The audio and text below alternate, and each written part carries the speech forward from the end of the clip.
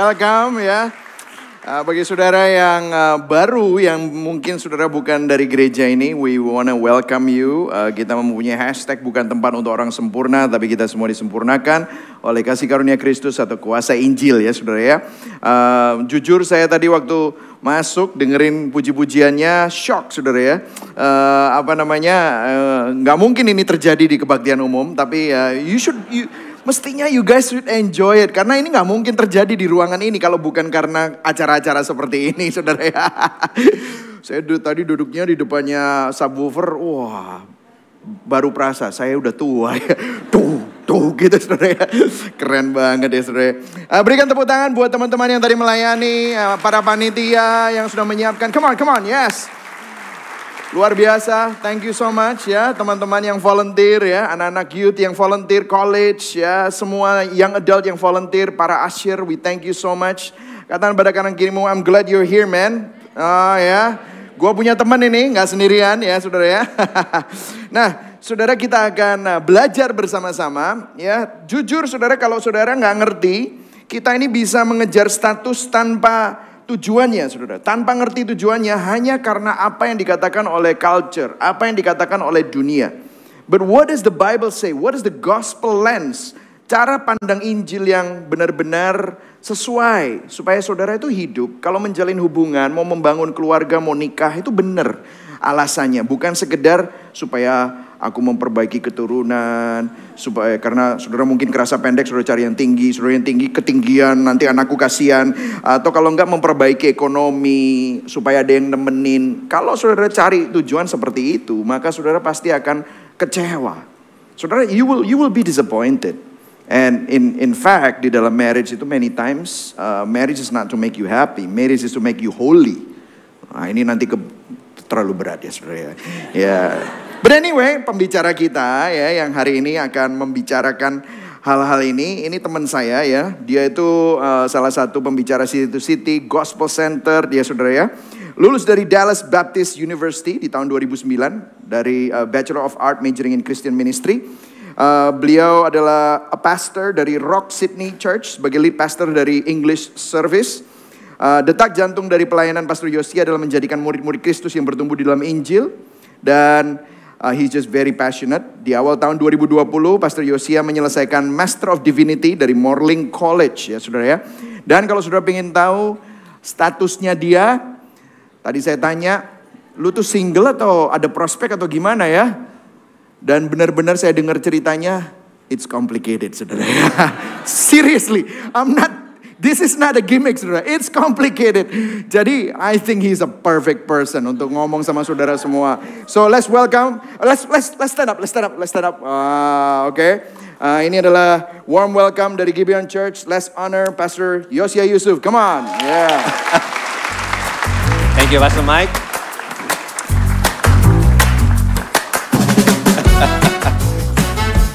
Oke, sebelum saudara duduk, saya mau dengar suaranya ya. Jika Anda single dan bahagia, katakan wuhuu. Oke. Jika Anda single dan tidak bahagia, sudah diam saja lah ya. Oke. Saudara boleh duduk kembali. Nah, saya diberikan topik hari ini judulnya susah ya. Dari judulnya ya sudah susah yaitu It's Complicated. Nah, jadi kalau Anda mendengar apa yang saya sampaikan dan saudara berpikir ini complicated banget ya. Jangan salahkan saya karena judulnya saja sudah It's complicated. Tapi topik ini adalah sesuatu yang sangat dekat di hati saya dan sangat saya passionate about. Karena saya sendiri juga mengalami itu, yaitu saya hidup sebagian besar masa dewasa saya sampai sekarang sebagai pria yang masih single ya. Dan jadi saya hari ini topik saya khususnya tuh saya ingin berbicara tentang bagaimana kita bisa menggunakan masa-masa kita yang masih jomblo ini untuk kemuliaan Tuhan. Nah, pada saat bersamaan juga tentu saya mau berbicara tentang sebetulnya apa sih tujuan dari hubungan, berpacaran, pernikahan. Dan tentu satu pertanyaan yang juga saya harus jawab adalah ini. Apakah Malvin Immanuel ditakdirkan untuk menjadi jomblo selamanya? Ya. Dan saya sadar, saya nggak punya banyak waktu untuk membahas ini semua. Jadi kalau selama sesi ini saudara punya pertanyaan, simpan pertanyaan saudara. Dan kalau sampai akhir sesi belum dijawab, nanti kita akan di sesi tanya jawab, saudara bisa pertanyakan semua pertanyaan itu. Dan saya dan teman-teman saya beberapa slide juga akan mencoba menjawab sebisa kami ya. Dan kalau misalnya, kalau ada pertanyaan yang susah banget dan kemudian atau sesuatu yang saya katakan yang saudara nggak suka, menyinggung hati saudara, saudara mau komplain, saudara mau marah-marah, saudara boleh email langsung ke email pribadi saya, yaitu liuseric@gibeonchurch.com, saudara ya. Silakan, saya akan terima email saudara dengan senang hati. Oke. Maka saya akan mulai dengan memberitahu saudara kenapa penting banget bagi kita untuk membicarakan tentang singleness. Nah, saya menggunakan kata singleness karena bahasa singleness kalau diterjemahkan bahasa Indonesia penjombloan atau masalah yang kurang keren, saudara ya. Jadi saya akan menggunakan kata singleness. Nah, kenapa ini penting? Ini bukan karena saya mencoba membenarkan diri saya yang berusia 37 tahun dan masih jomblo. Saya tahu saudara langsung berpikir, 37 tahun? Saya kira kamu masih 18. Memang ya, muka saya ini 18 ya. Tapi umur usia saya 2 kali lipat itu. Dan suatu hari, tentunya tentang ini ada pertanyaan yang semua orang bertanya pada saya, kamu udah umur 37 tahun. Apakah nanti suatu hari Yos kamu akan menikah? Jawaban saya, mudah-mudahan. Kapan? Jangan kepo. Oke? Hanya Tuhan yang tahu jawabannya pertanyaan itu. Tetapi saya bisa berkata dengan jujur bahwa sebagian besar usia saya, hidup saya itu saya hidupi sebagai pria yang single. Dan saya bisa berkata dengan yakin hidup jomblo itu sukar. Ada amin para jomblo? Aminnya kurang gegar. Ada amin para jomblo? Takut ketahuan ya. Kenapa? Karena mudah buat saudara menjomblo sehingga ketika Anda di bawah usia 20 tahun. Itu normal sekali. Tetapi jauh lebih susah untuk saudara single dan jomblo di antara usia 20 sampai 30 tahun. Kenapa? Karena itu usia yang paling prima, yang paling top untuk menjalin sebuah hubungan. Dan semakin sulit lagi ketika Anda berusia di atas 30 tahun. Kenapa? Karena semua orang di sekitar Anda mengharapkan Anda sudah menikah. Kalau saya boleh kasih analogi, ini seperti steak saudara ya. Kenapa? Kalau saudara usia di bawah 20 tahun itu rare steak. Yaitu belum waktunya buat saudara dimakan. Usia 20 sampai 30 tahun itu saudara medium rare. Apa itu? Anda penuh dengan jus prima untuk dimakan. 30 sampai 40 tahun saudara medium well. Keras tapi masih bisa dimakan. Tapi kalau saudara sudah usia 40 tahun ke atas, saudara well done steak. Gak ada yang menginginkan Anda kecuali satu, Yesus. Saya dengar Yesus suka well done. Well done my good and faithful servant katanya. Jadi saya tuh mengerti, saya di 37, entar lagi saya masuk well done ini. Jadi saya mengerti perjuangan kehidupan single. Kalau single berusia 20 tahun ke bawah, Anda belum menikah, orang-orang itu tidak mempertanyakan status saudara. Anda normal. Tapi kalau saudara 20 tahun ke atas atau 30 tahun ke atas dan saudara masih single, orang-orang itu mulai pelan-pelan memberi Anda label. Benar kan? Kalau mereka tahu saudara 30 dan masih single, mereka akan bertanya. Pertanyaan berikutnya yang muncul yang mulutnya gini, kok kamu masih single? Namun kalau orang yang sama sudah menikah, mereka tidak akan bertanya, kok kamu sudah menikah? Jadi secara tidak sadar, banyak orang menganggap singleness, lebih rendah daripada pernikahan. Termasuk orang Kristen. Dan ini menyedihkan. Kenapa? Karena lebih dari agama lain, kekristenan itu memiliki pandangan yang sangat tinggi terhadap singleness. Namun sekarang seringkali singleness itu dianggap rendah dalam gereja. Dan saya ingin meluruskan hal ini. Kenapa? Karena jika kita tidak memiliki pandangan Injil tentang kehidupan single, akan sangat mudah bagi kita untuk terjebak dalam pengejaran status ini. Dan kita kehilangan pengharapan bahwa Tuhan sebetulnya sedang bekerja melalui masa single kita. Namun seringkali gereja tidak mengkomunikasikan ini dengan baik. Saya beri contoh ya. Beberapa tahun yang lalu saya tuh mendengarkan sebuah khotbah yang sangat populer dari seorang pendeta muda Amerika yang sangat populer tentang singleness. Dia berkata begini, saya terjemahkan bahasa Indonesia. Jadilah minoritas karena mayoritas itu overrated. Hanya karena semua orang di sekitarmu menikah, bukan berarti kamu harus menikah. Wah, saya berkata, amen, preach it brother, gitu kan. Wah, ini apik, ini bagus ini. Lalu dia berkata, lebih baik menjomblo daripada berada dalam hubungan yang toksik. Jika Anda harus meyakinkan diri Anda bahwa dia ada orang yang tepat sebelum menikah, maka Anda harus membohongi diri Anda setelah menikah. Wah, come on pastor, I'm with you. Nanti aku kasih like nih di YouTube-nya nih ya. Tapi kemudian khotbahnya berubah. Anda harus fokus untuk menjadi orang yang tepat sampai orang yang tepat itu datang. Jika Anda tidak menjadi orang yang tepat, apa yang membuat Anda berpikir bahwa orang yang tepat akan tertarik pada Anda? Nah, saya mulai pikir, loh kok? Dan dia lanjut berkata, jika Anda ingin bertemu dengan orang yang tepat, Anda harus terus datang ke gereja. Nah, apa yang terjadi? Semua yang dia katakan itu benar. Gak ada yang salah, saudara. Saya setuju dengan dia. Jadi, tempat terbaik untuk mencari pasangan hidup adalah di Tinder. Salah saudara, bukan Tinder, sorry. Tempat terbaik bagi saudara untuk menemukan pasangan hidup adalah di clubbing. Salah juga. Tempat terbaik buat saudara menemukan pasangan hidup tentu di gereja. Jadi saya tidak menantang klub, bar, Tinder. Tetapi kalau saudara berpikir bahwa saudara bisa menemukan pasangan yang tepat di situ, well, good luck.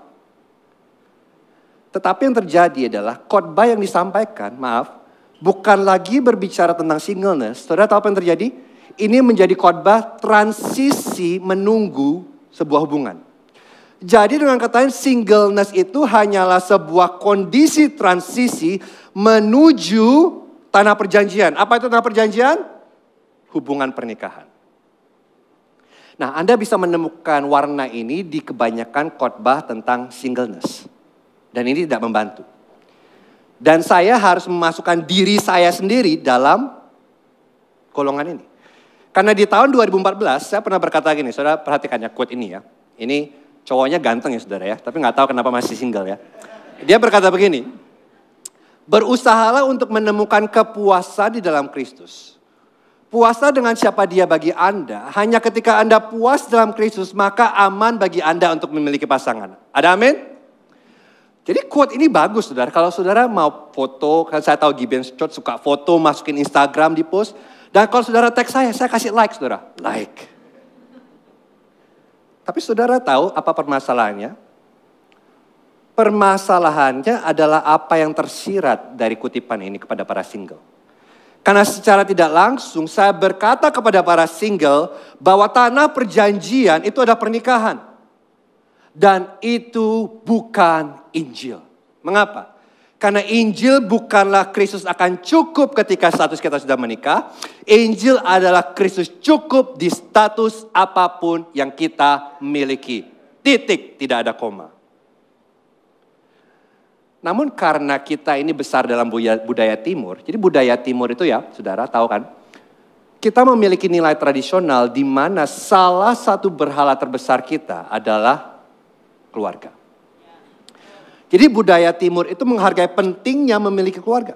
Saya buktikan kepada Anda ya, coba ya, jujur ya. Berapa banyak dari Anda yang pernah berpikir bahwa ada kemungkinan saudara akan jomblo seumur hidup? Angkat tangan. Dikit sekali. Coba saudara lihat tangan, dikit sekali yang mengangkat tangan. Kenapa? Kenapa hampir tidak pernah terpikirkan bagi kita bahwa mungkin bagi kita jomblo selamanya? Karena kita hidup dalam di budaya yang melihat bahwa jomblo selamanya itu adalah sesuatu yang rendah. Hampir gak pernah kita berpikir bahwa kita akan jomblo selamanya kecuali Malvin. Karena pensilnya sudah masuk soalnya saudara, dia gak bisa memiliki pilihan. Jadi budaya kita itu mengatakan secara tidak langsung kalau sudah perhatikan. Kalau kita tidak menikah, maka ada sesuatu yang salah dengan kita. Benar? Nah ini cerita pribadi saya saudara. Ini jelas banget terlihat sewaktu setiap kali saya pergi ke pernikahan. Ya hampir setiap kali saya menghadiri pernikahan, itu pasti ada ya. Tante-tante yang berniat baik di gereja saya bilang, jangan khawatir Yos, giliran kamu selanjutnya. Terus saya tuh berharap ya, saya bisa menghadiri pemakaman Dan mengatakan kepada tante-tante itu, "Tante, jangan khawatir. Saudara selesaikan sendiri ya." Jadi saudara mesti berpikir bahwa kalau saudara pikir, waduh pressure-nya berat nih keluarga. Pressure-nya bukan keluarga saja. Satu gereja berharap saya cepat menikah. Setiap kali saya datang ke pernikahan itu akan muncul. Nah, saudara mengerti apa yang terjadi? Para tante itu maksudnya baik. Mereka gak bermaksud merendahkan saya. Tetapi di balik dorongan itu sebetulnya ada pemikiran yang merasa begini. Bahwa singleness itu lebih rendah daripada pernikahan. Sudah menjadi dari bagian budaya kita untuk menganggap mereka yang belum menikah itu lebih rendah daripada mereka yang sudah menikah. Namun sebaliknya kalau kita lihat budaya modern barat ini saat ini sangat memberhalakan kebebasan. Benar? Karena bagi budaya barat, pilihan individu dan kebahagiaan pribadi itu adalah segalanya. Jadi mereka membuat keputusan itu berdasarkan lensa ini. Apakah hal ini akan membuat aku bahagia atau tidak? Apakah hal ini akan membuat aku senang atau tidak? Apakah hal ini akan membantu aku mencapai mimpiku atau tidak? Jadi lensa yang mereka pakai adalah me, myself, and I. Mereka tidak mau menghabiskan energi, waktu, dan sumber daya yang datang dengan pernikahan. Mereka menginginkan kebebasan untuk melakukan apapun yang mereka inginkan untuk kebahagiaan pribadi mereka. Jadi mereka memilih untuk single, kenapa? Karena mereka egois. Nah, jadi pertanyaannya malam hari ini adalah bagaimana kita meresponi hal tersebut? Atau yang lebih penting, apa sebetulnya yang Injil katakan tentang status-status ini? Apakah Injil mendukung nilai-nilai tradisional atau apakah Injil mendukung nilai-nilai modern? Kita lihat bersama-sama jawabannya ya. Yang pertama saya mau bicarakan adalah begini. Bahwa pernikahan itu adalah pemberian yang indah dari Tuhan. Saudara tahu siapa yang merancang pernikahan? Bukan manusia. Yang merancang dan menciptakan pernikahan untuk manusia nikmati adalah Tuhan sendiri. Jadi di Kejadian 1 dan 2 kita menemukan bahwa pernikahan dan keluarga itu adalah pikiran Tuhan, ide Tuhan. Karena melalui pernikahan Tuhan itu sedang membangun perwakilannya untuk menaklukkan bumi dan berkuasa. Ataukah saya boleh menggunakan istilah teologis? Tuhan sedang meneguhkan umat perjanjiannya melalui pernikahan. Orang-orang yang akan menjadi miliknya dan dia menjadi milik mereka. Itulah mengapa kalau saudara baca perjanjian lama, kemandulan itu dinilai sebagai masalah yang sangat amat besar. Kenapa? Karena kalau saudara tidak menikah dan saudara tidak memiliki anak, berarti saudara tidak dapat memenuhi mandat Tuhan untuk beranak cucu dan berkuasa di bumi. Jadi pernikahan dan keluarga itu ada bagian dari tujuan ilahi Tuhan untuk membentuk umat bagi dirinya. Umat yang akan mencerminkan siapa Tuhan kepada dunia. Dan di perjanjian baru kita juga menemukan gambaran yang begitu mulia tentang pernikahan. Saudara pasti tahu ini. Paulus menggambarkan pernikahan itu bukan hanya tentang kasih tentang pria dan wanita. Tetapi pernikahan itu tentang siapa? Kristus dan gerejanya.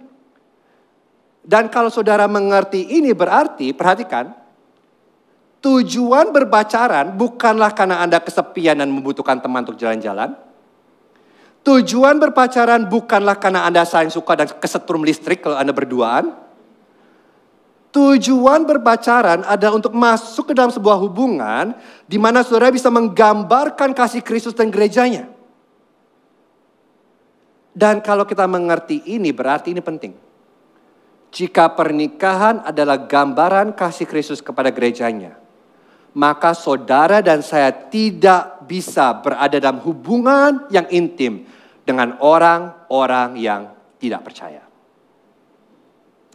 Nah, saya yakin saudara mengerti ini. Alkitab jelas masalah ini, masalah hitam dan putih. Bukan masalah abu-abu. Tetapi saya sudah bertemu dengan banyak orang Kristen yang membuat hitam putih Alkitab menjadi abu-abu. Sudah bertemu dengan mereka? Jadi mereka akan berkata kepada saya gini, wah iya memang aku tahu Yos, tidak baik buat kita untuk berpacaran atau menikah dengan orang yang tidak seiman. Tapi kan kita belum tentu menikah. Kami hanya akan berpegangan tangan dan ngopi bersama untuk 2-3 tahun ke depan. Dan kita lihat kemana arahnya. Aku tahu dia bukan Kristen. Tapi dia baik banget Yos. Dan siapa tahu, mungkin melalui aku, dia bisa kenal Tuhan. Bukankah kita dipanggil untuk menjadikan segala bangsa murid Kristus? Aku mau menginjil dan Tuhan pasti akan membantu aku menginjil. Ini rencana Tuhan buat aku dan Yos kamu gak ngerti. Dia itu sangat hot, Yos sangat-sangat hot. Dan saya akan menjawab, neraka juga hot. Ya. Tentu tidak ya, saya gak jawab gitu ya. Kejam banget jawabannya. Dan saya akan mencoba menjelaskan kenapa ini bukan kehendak Tuhan bagi mereka. Tapi seringkali namanya juga sudah jatuh cinta. Mereka mengabaikan peringatan saya. Dan saudara apa yang terjadi? 90%, mungkin 99% yang terjadi adalah gini. Mereka pelan-pelan mulai kehilangan gairah akan Tuhan. Anda tahu kenapa? Saya jelaskan. Karena ketika Anda berhubungan dengan orang yang tidak memiliki iman yang sama dengan Anda, ada tekanan yang besar atas Anda untuk beradaptasi dengan mendorong Tuhan ke pinggiran kehidupan Anda. Karena sebagai orang Kristen, sebagai Anda yang mengerti Injil, saudara mengerti bahwa Tuhan itu adalah pusat, motivasi dan tujuan dari segala sesuatu yang Anda lakukan.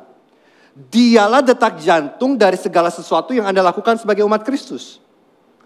Tetapi sekarang kalau Anda berada dalam hubungan dengan seseorang yang tidak memiliki detak jantung yang sama, respon alamiah dalam hal ini adalah satu pasangan harus beradaptasi. Dan saudara tahu siapa yang harus beradaptasi? Bukan dia. Saudara. Dan yang terjadi adalah daripada saudara terus benturan dengan orang ini karena cara pemikiran yang berbeda, saudara pelan-pelan mulai beradaptasi dengan dia dan pelan-pelan saudara mulai kehilangan gairah saudara akan Tuhan. Dan saya gak hanya berkata ini untuk pada orang yang tidak seiman. Saya bisa berkata hal yang sama juga untuk orang-orang di dalam gereja. Karena berada di dalam gereja tidak menjamin orang itu mencintai Kristus. Saudara bisa pelayanan, rajin gereja, tetapi saudara bisa memiliki teologi yang salah di mana kehidupan saudara, pelayanan saudara berpusat tentang me, myself, and I. Dan kalau saudara mengerti Injil dan kemudian saudara berhubungan dengan orang seperti ini, saudara tetap akan bentur. Dan siapa yang harus ngalah? Saudara. Maka dari itu, pacaran penggospelan tidak berhasil. Gak berhasil saudara. Tidak akan berhasil. Tidak ada koma ini titik saudara ya. Kalau gitu, loh, tapi kalau aku suka gimana? Gini, saya ajarin caranya. Jangan pacaran dulu. Injili dulu. Oke? Kalau mereka bertobat dan kemudian mereka akhirnya melihat dan menjadi orang Kristen, maka baik. Jangan pacaran dulu. Kenapa? Harus diuji. Dia benar-benar mengerti Kristus, benar-benar mencintai Kristus, atau gara-gara untuk saudara. Kasih 1 tahun. Saya panjangin. Kasih 1 tahun. Kalau mereka lulus, 1 tahun tetap cinta Tuhan, bolehlah pegangan tangan dan kopi berapa tahun. Boleh. Tapi kalau tidak, yang terjadi adalah saudara akan merugikan diri sendiri. Karena kasih saudara akan Tuhan itu akan pelan-pelan mengecil. Karena saudara harus terus beradaptasi. Namun ini twistnya ya. Seindahnya dan semulianya pernikahan.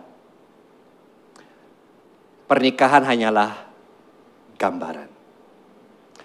Jadi pernikahan itu hanyalah bayangan dari sebuah substansi yang lebih nyata. Kenapa? Karena pernikahan pada akhirnya berbicara tentang Kristus dan gerejanya. Nah, saudara pernah mendengar istilah ini, a picture speak 1,000 words? Kalau saudara lagi kangen dengan pasangan saudara, tentu ya, foto itu sangat berguna. Kalau ngeliatin fotonya tuh ya lumayan lah ya, sedikit meredakan kekangenan saudara. Atau zaman sekarang lebih indah, ada FaceTime, ada WhatsApp video call. Tetapi seindah apapun gambar atau video itu tidak bisa menggantikan bertatapan muka dengan muka. Saudara mengerti apa yang saya maksudkan? Dan sekarang Paulus berkata begini, betapapun indah dan mulianya pernikahan itu tidak dapat dibandingkan dengan realitas Kristus. Dan ini yang saudara harus mengerti tentang pernikahan. Akan tiba saatnya pernikahan tidak ada lagi. Karena pernikahan bukanlah yang utama.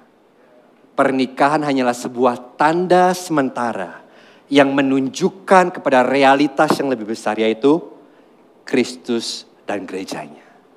Kristus dan gereja kekal. Sementara pernikahan di dunia bersifat sementara. Nah, kalau kita sudah mengerti ini, maka poin yang kedua make sense. Apa itu? Singleness adalah pemberian yang indah dari Tuhan. Ya, pernikahan itu mulia, saudara. Jadi jangan dengar bilang, wah pernikahan itu kurang baik. Enggak, pernikahan itu mulia. Memiliki anak, memiliki istri itu adalah hal yang indah. Namun, bukan cuma itu saja. Karena Paulus juga berbicara tentang kemuliaan dan pemberian singleness. Dan Paulus ini bukan orang pertama yang mengemukakannya. Saudara tahu Yesus juga berbicara tentang sesuatu yang lebih baik daripada pernikahan? Jadi suatu hari gini, ada ceritanya ya. Jadi suatu hari Yesus lagi mengajar, dan kemudian saudara-saudari dan ibu Yesus datang menemui Yesus. Jadi salah satu dari orang banyak itu berkata, Yesus, ibu dan saudara-saudarimu datang untuk bertemu denganmu. Dan Yesus menjawab, siapakah ibu dan saudara-saudariku? Mereka adalah orang-orang yang melakukan kehendak Bapakku. Wah, saya mencoba membayangkan ya, saya di posisi Yesus. Saya lagi khotbah, tiba-tiba ada mami saya datang gitu ya. Dan ada yang ngasih tahu, Yos, mamimu lagi nyari kamu. Urgent katanya, dia harus ngomong sama kamu. Terus saya jawab, siapa mami saya? Semua yang mendengarkan khotbah saya, itu adalah mami saya. Saya jamin saudara tidak akan melihat saya untuk beberapa tahun ke depan ya saudara. Saya nggak bisa mengatakan ini. Tetapi Yesus bisa. Saudara tahu apa yang Yesus maksudkan? Yesus tidak berkata bahwa keluarga dunia itu tidak penting, tidak. Tetapi dia berkata bahwa keluarga di dunia itu hanyalah nomor 2 setelah keluarga kekal. Jadi di sini Yesus membalikkan gambaran. Kalau dalam perjanjian lama keluarga di dunia itu dipandang sebagai berkat Tuhan, dalam perjanjian baru yang terutama ada memiliki keluarga kekal. Dan kalau kita memahami ini, kita bisa mengerti bahwa ternyata singleness itu adalah sebuah pemberian. Maka dari itu, disinilah peran Paulus. Di 1 Korintus 7 ayat 6 dan 7, dia berkata begini. Hal ini kukatakan kepadamu sebagai kelonggaran, bukan sebagai perintah. Meskipun demikian alangkah baiknya kalau semua orang seperti aku. Tetapi setiap orang menerima dari Allah karunia yang khas, yang seorang karunia ini, yang lain karunia itu. Nah, saudara dengar apa yang dia katakan, ini luar biasa sekali. Saudara. Ini benar-benar revolutionize my understanding of singleness. Karena rasul yang sama, yang menulis tentang indahnya pernikahan, Paulus, dia juga mengatakan bahwa singleness itu adalah karunia yang indah dari Tuhan. Coba saudara bayangkan sebentar ya. Gak akan ada orang zaman sekarang, atau orang di zaman itu yang berani menganggap Paulus itu sebagai pendeta kelas 2. Kenapa? Karena Paulus itu yang Tuhan pakai untuk menulis 2/3 perjanjian baru, benar? Dan dia single. Jadi dia seorang pendeta jomblo. Nah, saya yakin. Kalau Paulus itu hidup di zaman kita, orang-orang tuh langsung berpikir, pasti ada sesuatu yang salah sama dia. Si Paulus tuh kenapa ya? Pinter, cinta Tuhan, rajin khotbah, kok masih single? Oh, mungkin karena penampilannya, jenggotnya kepanjangan mungkin ya. Atau enggak, mungkin dia lebih perlu belajar bersosialisasi. Atau mungkin dia memiliki standar yang terlalu tinggi untuk seorang istri. Atau mungkin dia tertarik sama sesama jenis. Pasti ada alasan kenapa dia jomblo. Saya mungkin saja atau mungkin tidak menerima komentar seperti itu. Tetapi bukan itu intinya. Intinya adalah tidak ada orang yang akan menganggap Paulus sebagai pendeta kelas 2. Namun saat ini, gereja seringkali melihat singleness sebagai hal yang negatif. Saya kasih sebuah contoh ya, ini dari pelayanan saya. Beberapa tahun yang lalu kami itu mengadakan seri tentang khotbah seri tentang hubungan. Dan kami mempromosikannya di sosial media. Saudara tahu apa yang orang-orang katakan? Ya mereka berkata, wow, khotbah tentang peran suami istri dan pernikahan oleh seorang pendeta yang masih single. Ini belum pernah terdengar sebelumnya. Luar biasa, aku tidak sabar untuk mendengarnya. Tentu tidak, saudara ya. Orang berkata, apa?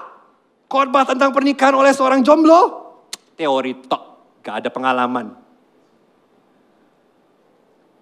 Mereka lupa yang menulis sebagian besar tentang ajaran pernikahan Alkitab ada orang jomblo. Yesus dan Paulus.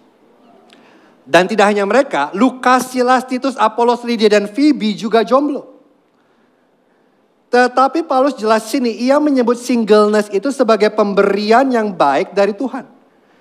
Jadi Paulus mengatakan bahwa dia single bukan karena ada sesuatu yang salah dengan dia, tetapi dia single karena ada sesuatu yang sangat baik dalam dirinya. Dengan kata lain, kita tidak bisa melihat singleness itu sebagai status kelas 2. Gak bisa. Jadi apa itu singleness? Singleness itu bukanlah pilihan kedua setelah pernikahan. Tapi singleness adalah pemberian Tuhan sama seperti pernikahan.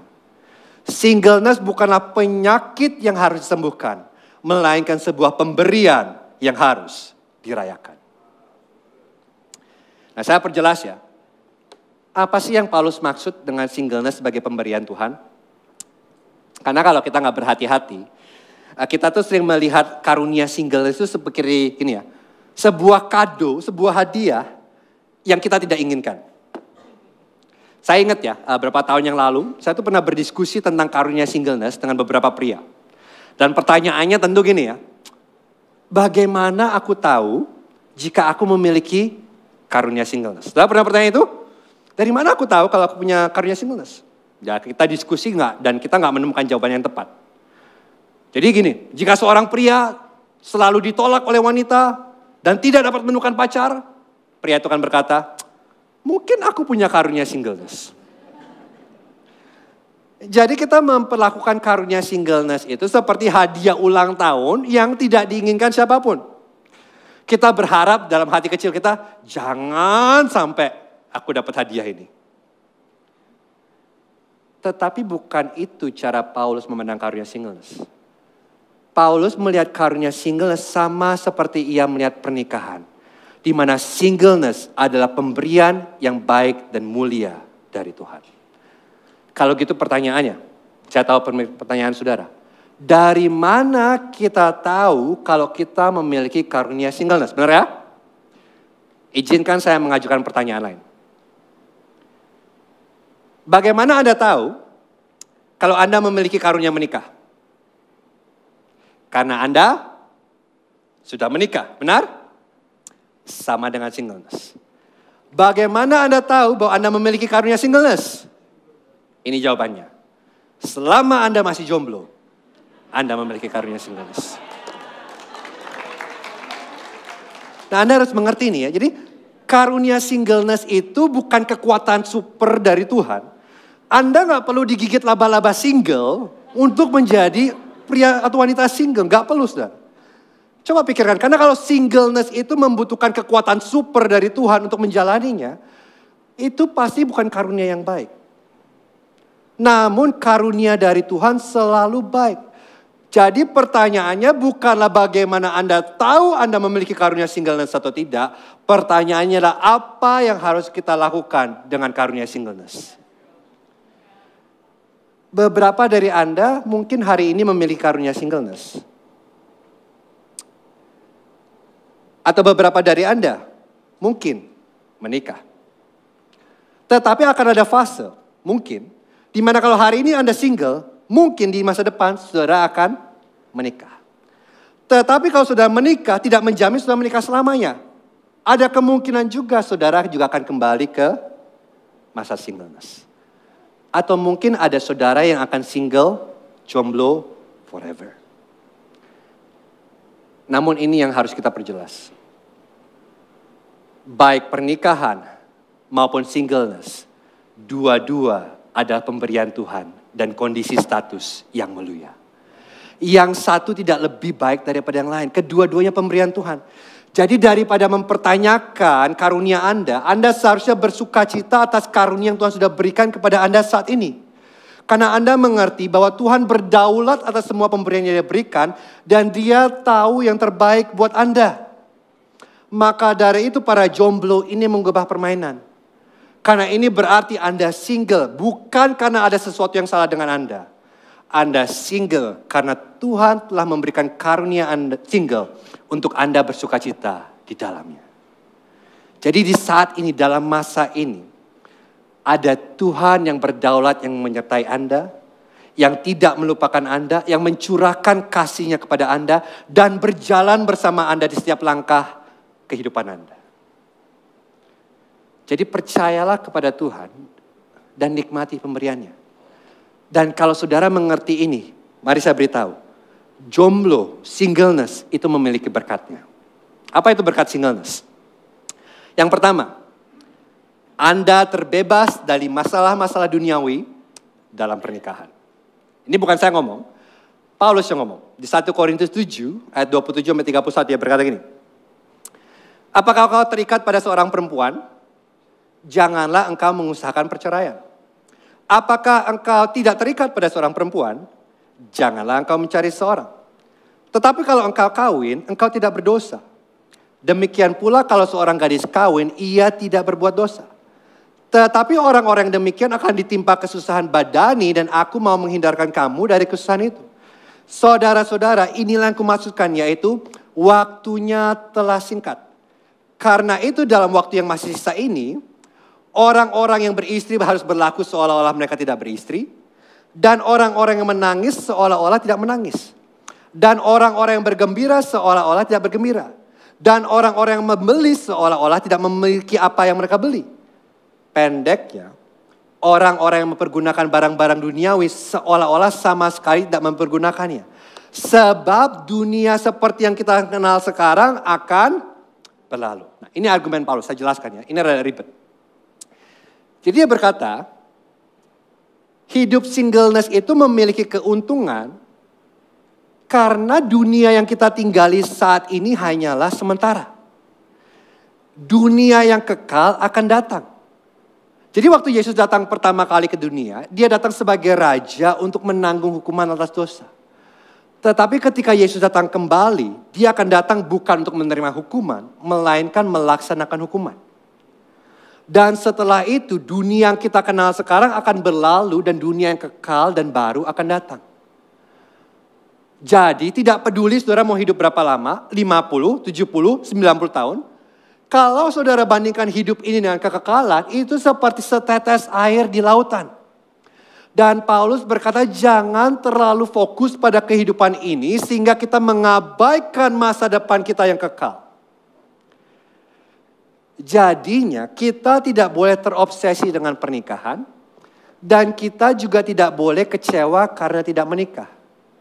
Baik pernikahan maupun singleness sama-sama diberkati oleh Tuhan dan merupakan status yang baik untuk dijalani. Karena fokusnya sekarang bukanlah kita, fokusnya ada Kristus dan kerajaan kekalnya. Dan kalau kita memiliki fokus ini, maka pernikahan memiliki kelemahan. Atau saya katakan dengan kata lain, singleness memiliki berkat tersendiri. Saudara mengerti ya, pernikahan itu indah dan memiliki banyak berkat. Tapi pernikahan juga sangat memusingkan. Kejadian 1 dan 2 jelas bahwa pernikahan itu ada ciptaan Tuhan yang indah di mana pria dan wanita telanjang dan tidak malu. Tapi saudara tahu apa yang terjadi dalam Kejadian 3? Dosa masuk dan karena itu sekarang hubungan yang indah ini menjadi retak. Dan dunia yang kita tinggali saat ini ada dunia yang penuh dengan dosa di mana orang berdosa hidup bersama. Dan saudara tahu apa yang terjadi ketika dua orang berdosa hidup secara intim? Mari saya beritahu. Bahkan odol gigi pun jadi penyebab pertengkaran besar. Karena ada dua tipe orang di dunia ini. Pertama, orang yang suka mencat odol gigi dari paling bawah dengan cara sistematis. Ya, itu tipe saya. Tipe kedua adalah orang yang suka menekan odol gigi seenak udelnya. Dari mana aja dia pencet. Dan dalam kedaulatan Tuhan, biasanya kedua tipe ini menikah dan ribut tentang odol gigi dalam pernikahan. Karena dalam pernikahan, Anda tidak hanya berurusan dengan dosa pribadi saudara, tapi dalam pernikahan Anda juga harus berurusan dengan dosa pasangan Anda dalam tingkat yang intim. Dan itu kata Paulus dan kata saya, itu menciptakan banyak masalah. Dan seolah-olah itu tidak cukup, kemudian dua orang berdosa memutuskan untuk melahirkan seorang berdosa lain yang sangat egois. Dan mereka berpikir itu akan menyelesaikan masalah. Jadi bukan lagi dua orang berdosa sekarang, bisa 3, bisa 4, bisa 10. Kalau Anda serius dengan amanat kitab Kejadian. Jadi yang terjadi, Paulus berkata pernikahan itu tidak menyelesaikan masalah, tetapi pernikahan justru memperbesar masalah. Dan Paulus berkata, aku ingin menghindarkan kamu dari kesusahan ini. Dan yang kedua, berkat singleness yang kedua adalah berarti Anda bebas untuk mengabdikan diri Anda kepada Tuhan. Ayat 32-35. Paulus berkata, aku ingin supaya kamu hidup tanpa kekhawatiran. Orang yang tidak beristri memusatkan perhatiannya pada hal-hal mengenai Tuhan, bagaimana ia menyenangkan Tuhan. Sebaliknya orang yang beristri memusatkan perhatiannya pada hal-hal duniawi, bagaimana ia menyenangkan istrinya dan dengan demikian perhatiannya terbagi-bagi. Perempuan yang tidak bersuami dan anak-anak gadis memusatkan perhatian mereka pada hal-hal mengenai Tuhan supaya tubuh dan jiwa mereka kudus. Tetapi perempuan yang bersuami memusatkan perhatiannya pada hal-hal duniawi, bagaimana ia menyenangkan suaminya. Semuanya ini kukatakan untuk kepentingan kamu sendiri, bukan untuk menghalangi-halangi kamu. Sebaliknya supaya kamu melakukan apa yang patut dan melayani Tuhan tanpa gangguan. Para single. Para jomblo. Kalau Anda pikir Anda sibuk sekarang, tunggu sampai Anda menikah dan punya anak. Kalau Anda pikir Anda capek sekarang, Anda tidak tahu apa yang menanti Anda dalam kehidupan berkeluarga. Jadi meskipun pernikahan dan anak-anak adalah berkat, Paulus berkata hal ini juga menciptakan kekhawatiran dalam diri Anda. Karena dalam pernikahan Anda tidak hanya bertanggung jawab untuk kesejahteraan Anda sekarang bertanggung jawab untuk kesejahteraan keluarga Anda. Dan ini menciptakan perhatian yang terbagi. Salah satu masalah dalam pernikahan adalah begini. Anda tuh gak bisa datang dan pergi seenak saudara inginkan. Gak bisa. Kalau Anda masih single, Anda bisa datang, Anda bisa pergi sesuka hati. Anda gak perlu minta izin, gak ada yang marah. Bebas. Tetapi kalau Anda sudah menikah, Anda tidak memberitahu pasangan Anda di mana Anda berada, kapan Anda pulang, apa yang Anda lakukan, dengan siapa Anda pergi, mari saya beritahu. Badai taufan yang besar menunggu Anda di rumah. Jadi Paulus tidak mengatakan bahwa pernikahan itu sulit dan single itu mudah, tidak. Tapi dia mengatakan bahwa pernikahan itu berliku-liku sementara singleness itu lebih lurus. Dan di sini dia memberikan sebuah arahan untuk para single. Bagaimana sebenarnya kita harus hidup. Karena saya yakin banyak dari kita jomblo. Tetapi kita tidak menghidupi kehidupan single seperti yang Tuhan inginkan. Nggak ada salahnya main game, nonton K-drama, Netflix, karaoke. Tetapi bukan itu fokus dari kehidupan single. Karena Paulus berkata, kehidupan single harus ditandai dengan pengabdian yang penuh kepada Kristus dan pekerjaannya. Salah satu kesalahan terbesar orang single adalah gini. Dan ini permasalahan single. Seringkali mereka hanya berpikir kehidupan mereka itu tentang mereka. Hanya mementingkan diri sendiri dan mereka berfokus pada me, myself, dan I. Dan lupa bahwa kehidupan yang mereka miliki itu adalah milik Tuhan. Jadi yang saya maksudkan adalah begini. Sewaktu kita menghidupi kehidupan single, apakah yang memotivasi kita itu adalah Injil? Apakah Injil mempengaruhi cara kita belajar? Apakah Injil mempengaruhi cara kita bekerja? Apakah Injil mempengaruhi cara kita berteman dan berhubungan satu dengan yang lain? Apakah Injil mempengaruhi cara kita menggunakan luang waktu kita? Apakah Injil mempengaruhi setiap bidang kehidupan kita? Atau apakah fokus kita hanyalah dunia ini dan kita melupakan kerajaan kekal yang akan datang? Jadi ini dua berkat singleness ya, yaitu pertama kita dibebaskan dari masalah-masalah duniawi. Dan kedua kita bisa berfokus kepada Tuhan. Nah, saya tahu pertanyaan saudara ya. Pertanyaannya ada tentu. Oke Yos, ngerti. Aku bisa melihat berkat dari singleness. Tetapi apakah salah kalau aku menginginkan pernikahan? Jawabannya, tidak ada yang salah dengan menginginkan pernikahan. Pernikahan adalah pemberian yang baik dari Tuhan dan kita harus berdoa dan meminta kepada Tuhan. Jadi kalau Anda bertanya kepada saya, apakah saya sudah menyerah untuk menikah atau tidak? Jawabannya adalah tidak. Saya sampai hari ini masih berdoa suatu hari akan tiba di mana saya akan menunggu di altar. Dan kemudian akan saya melihat pengantin wanita yang cantik berjalan ke arah saya dengan semua keindahannya. Dan hati saya bukan cuma deg-deg, bukannya duk gitu saudara. Saya menunggu hari itu dan saya berdoa untuk hari itu datang. Namun ini yang harus kita mengerti.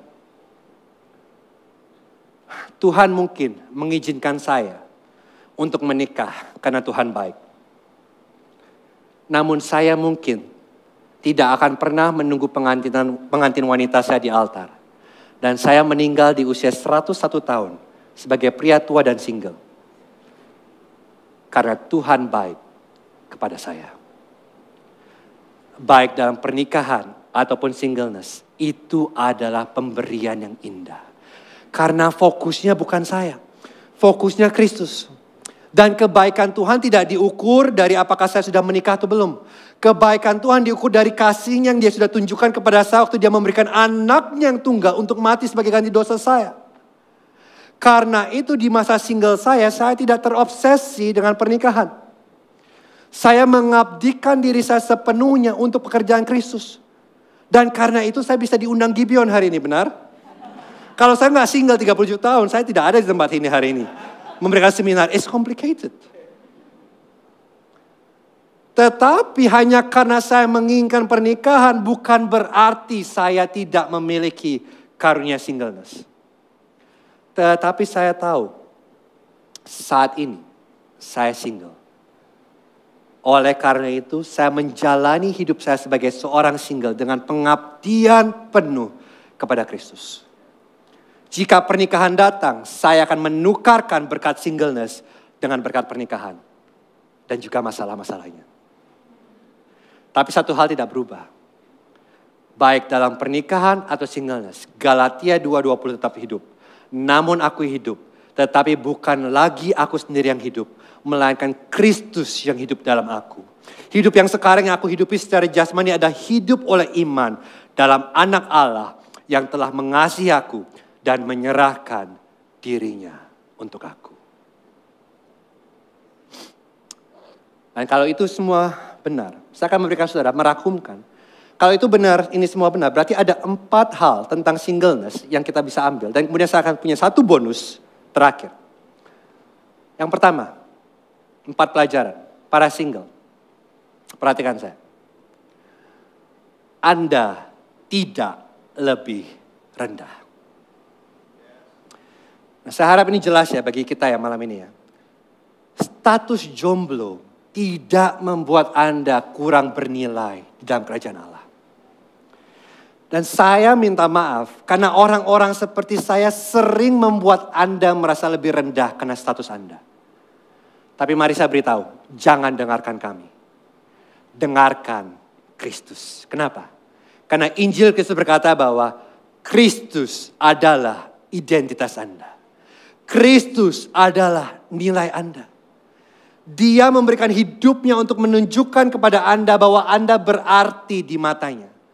Dengan kata lain, singleness itu bukan kutuk saudara. Singleness ada sebuah karunia untuk saudara hidupi, nikmati, dan gunakan untuk kemuliaan Tuhan. Apakah karunia itu akan tetap seumur hidup? Saya tidak tahu. Tapi kalau hari ini saudara diberikan karunia singleness, jangan sia-siakan karunia itu. Yang kedua, para single. Anda tidak sendirian. Saya ngerti ya. Single itu, hidup single itu terkadang bisa terasa sangat kesepian. Dan terkadang kita punya pemikiran, para single berpikir nanti kalau aku sudah menikah, maka aku tidak akan mengalami kesepian ini. Tetapi itu bukan jawabannya. Karena pernikahan tidak menjamin Anda tidak akan kesepian. Anda sangat bisa menikah dan tetap kesepian. Dan kemudian orang-orang yang menikah kemudian mulai berlari kepada hal-hal lain seperti apa? Pornografi dan hobi untuk mengisi kesepian itu. Atau mungkin mereka berpikir bahwa dengan mereka sudah menikah dengan orang yang salah nih. Dan jawabannya adalah mencari orang lain. Jadi adalah bodoh bagi kita orang single untuk berpikir bahwa pernikahan akan menyelesaikan masalah kesepian kita. Tidak. Kenapa? Karena kerinduan akan persahabatan itu sebetulnya mengarahkan kita kepada satu teman sejati. Dan teman itu bukanlah pasangan kita, bukan sahabat kita. Kesepian mengarahkan kita kepada satu-satunya teman yang akan selalu ada bersama kita dalam setiap musim kehidupan. Namanya adalah Yesus Kristus. Kerinduan akan persahabatan pada akhirnya hanya akan terpenuhi pada Yesus datang kedua kali. Dan untuk saat ini para single, Tuhan telah memberikan Anda gereja. Di dalam Kristus, saudara dan saya ini adalah menjadi satu bagian keluarga besar yang disebut gereja. Jadi kitab Kejadian tidak salah, suatu kitab Kejadian berkata bahwa tidak baik bagi manusia itu untuk hidup seorang diri. Tetapi jawaban perjanjian baru untuk pertanyaan ini bukanlah pasangan, tapi jawaban perjanjian baru untuk pertanyaan ini adalah gereja Tuhan. Karena keluarga fisik hanya akan bertahan sementara. Tapi saudara tahu apa yang bersifat kekal? Keluarga Injil. Oleh karena itu para single, Anda tidak sendirian. Gereja adalah keluarga Anda. Dan ikatan saudara dengan saudari-saudari dalam Kristus bahkan lebih kuat daripada keluarga fisik. Karena ikatan Anda dalam Kristus tidak akan pernah berakhir. Kematian fisik memutuskan ikatan antar keluarga. Tetapi tidak ada yang dapat memutuskan ikatan yang Anda miliki dalam keluarga Injil. Hubungan Anda satu dengan lain jauh lebih berharga. Jauh lebih permanen daripada hubungan fisik antara suami istri. Jadi jomblo, manfaatkan gereja Tuhan.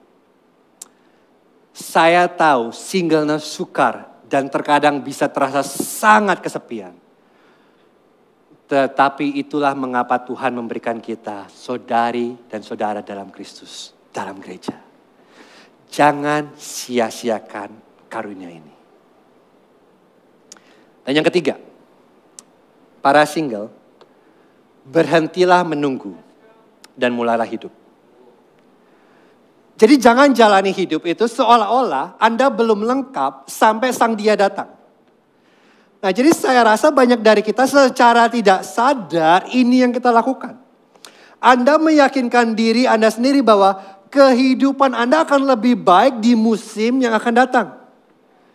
Jadi Anda selalu menantikan apa yang terjadi selanjutnya. Dan Anda menggunakan alasan ini, perhatikan, untuk tidak menata hidup Anda sekarang. Contoh, para pria. Somehow Anda percaya bahwa pernikahan akan menjadi solusi bagi pergumulan seksual Anda. Tidak. Kalau Anda tidak bisa hidup kudus dalam masa single, tidak ada jaminan Anda akan hidup kudus dalam pernikahan. Siapa Anda saat Anda single adalah siapa Anda ketika Anda menikah.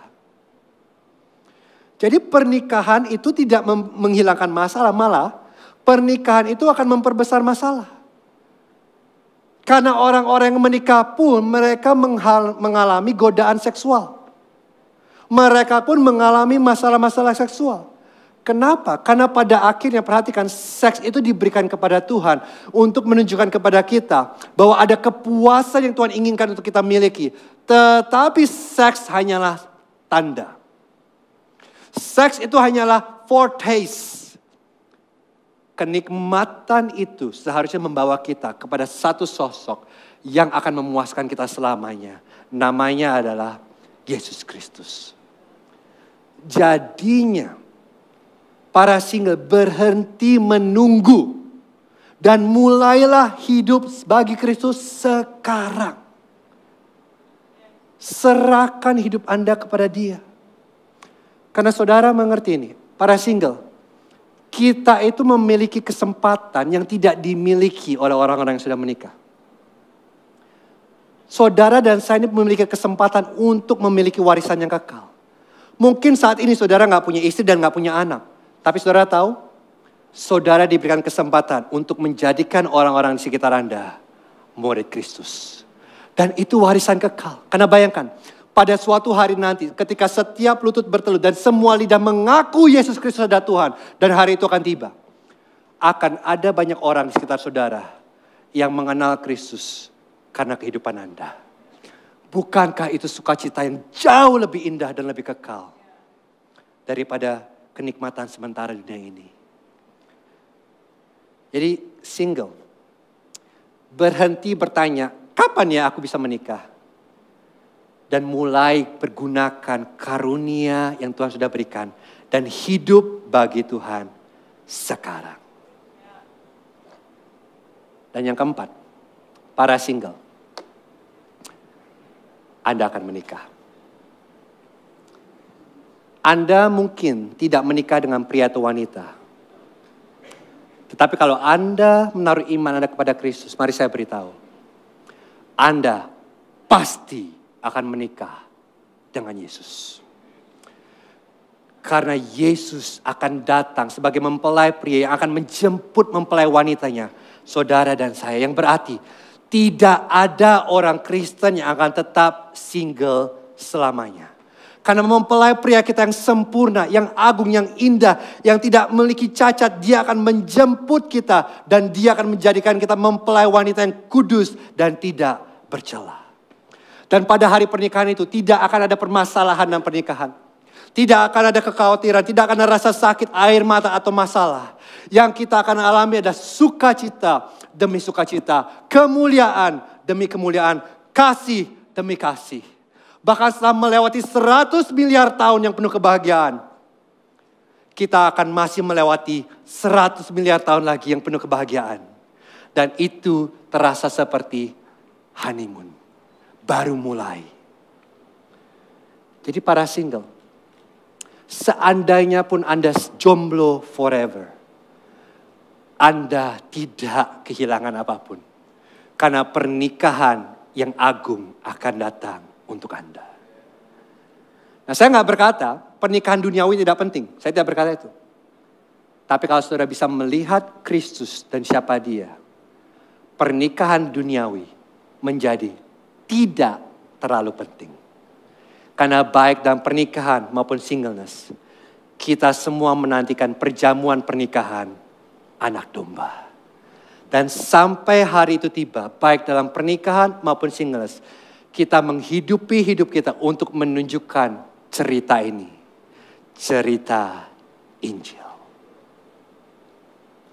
Dan yang terakhir, bonus. Buat pasangan yang sudah menikah. Saya dengar ada beberapa yang sudah menikah, saudara ya. Ini bonus. Pasangan yang sudah menikah, kasihilah para single. Jangan menganggap singleness itu sebagai status kelas 2. Hidup single itu bukan pilihan kedua setelah pernikahan.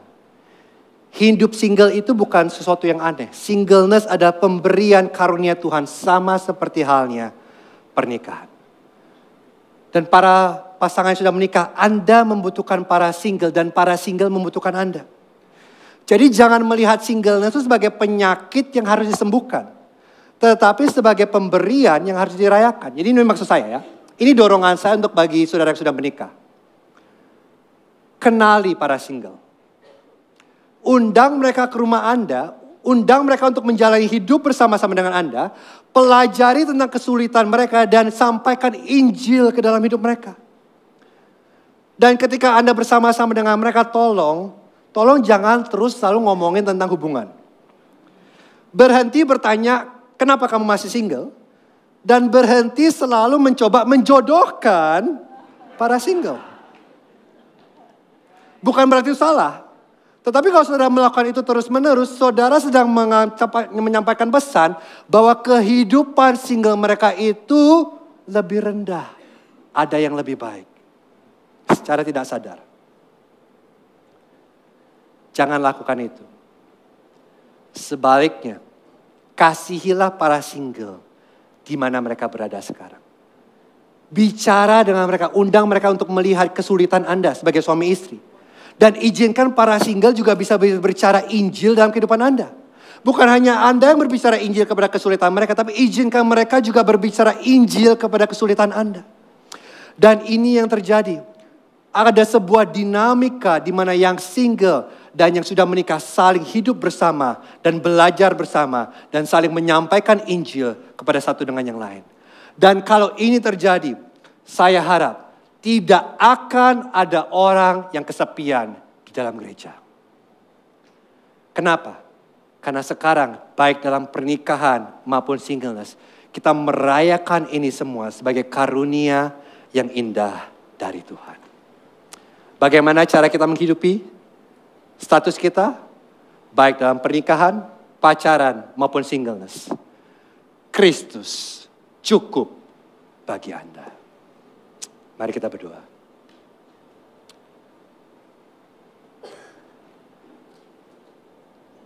Bapak, kami berterima kasih. Aku tidak tahu Tuhan, pergumulan apa yang kami hadapi malam hari ini. Mungkin ada dari kami Tuhan yang sudah bertahun-tahun Tuhan. Kami merasakan kesepian karena kami single. Atau mungkin ada di antara kami Tuhan yang kami mempertanyakan, apakah hubungan ini dari Engkau atau tidak. Atau mungkin dari kami Tuhan ada kami yang masih single, tapi kami tidak menghidupi kehidupan single kami sesuai dengan Kau inginkan. Kami menggunakannya dengan cara egois, atau mungkin kami menggunakannya dengan cara kami menginginkan pasangan, sampai kami lupa untuk hidup bagi Engkau dengan singleness kami. Atau mungkin bagi kami mungkin kami yang sudah berdoa Tuhan bertahun-tahun kami meminta dan berharap untuk pasangan. Dan sampai hari ini kami masih single. Dan aku tahu itu susah, Tuhan, itu berat. Tapi biarlah malam hari ini kami diingatkan kembali bahwa kalau Engkau mengizinkan kami dan memberikan kami karunia singleness ini bukan karena Engkau melakukan kesalahan Tuhan. Tapi karena Engkau baik bagi kami. Ini pemberian yang baik. Dan biarlah kami bisa menggunakan singleness kami Tuhan untuk kemuliaan nama-Mu. Kami mendapatkan kepuasan dari kenyataan bahwa Engkau sudah memberikan hidup-Mu bagi kami Tuhan. Dan bagi kami Tuhan yang mungkin ada dalam hubungan yang kami tahu Tuhan seharusnya kami tidak ada dalam hubungan ini. Tapi kami mengejar hubungan ini karena kami kesepian. Atau karena kami butuh teman. Atau karena pressure dari keluarga kami, dari teman-teman kami, dari budaya kami. Biarlah malam hari ini kami boleh berkata kami gak mau mengejar status yang manusia berikan kepada kami. Karena kami sudah memiliki status yang Kau berikan kepada kami melalui Putra-Mu Yesus Kristus. Biarlah kami bisa puas dengan itu. Sehingga kalau kami harus membuat keputusan yang sukar. Dan kami harus melepaskan hubungan yang tidak sehat ini. Kami berani. Karena kami tahu bahkan dalam singleness kami. Engkau berjalan bersama kami. Engkau menopang kami. Engkau menuntun kami. Dan Engkau tidak melupakan kami. Aku berdoa Tuhan berkati bagi setiap dari kami. Biarlah kami boleh mengerti malam hari ini. Baik dalam pernikahan maupun dalam singleness. Ini pemberian yang Kau berikan. Pemberian yang baik dan mulia. Untuk kami kembalikan kepada Engkau Tuhan. Biarlah kami gak menyia-nyiakan status kami. Biarlah kami tidak mengejar status yang akan datang. Tapi dimanapun status yang kau berikan kepada kami hari ini, kami mau berkata hidup kami bukan milik kami lagi, tapi milik Kristus yang hidup di dalam dan melalui kami. Terima kasih Bapa. Bekerjalah, lakukanlah pekerjaanmu di hati kami. Kau berikan keyakinan, kau berikan kemampuan, dan kami percaya kasih karunia-Mu cukup bagi kami untuk menghidupi status apapun yang kau berikan dan kau percayakan kepada kami saat ini. Dan kami minta doa ini dalam satu nama, nama Tuhan Yesus Kristus. Amin.